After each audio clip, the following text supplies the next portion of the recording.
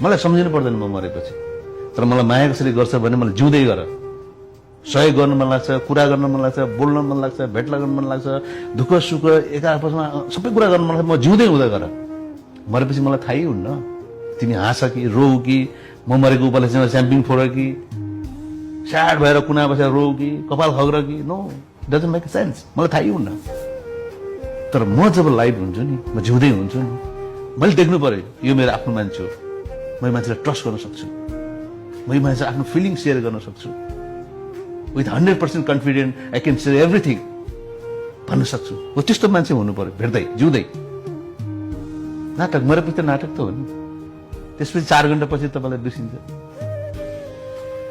4 घण्टासम्म तपाईँको आँखा मरेको हुँदो रहेछ कि, अनि ती सबै आफन्तहरूको रवैया देखेर छक्क पर्छ अरे कि आँखा पनि, म यस्तै मान्छेको बिचमा रहेछु जीवनभर, म कस्तो थिएछु, अरू सबै मरे पनि आँखा चाहिँ 4 घण्टा मर्दैन भन्छ कि।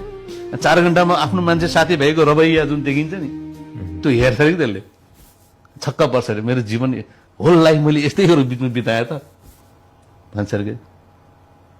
त्यस कारण मलाई मरेपछि मलाई कोही पनि चाहिन्छ, जिउँदै हुन चाह्यो नि त।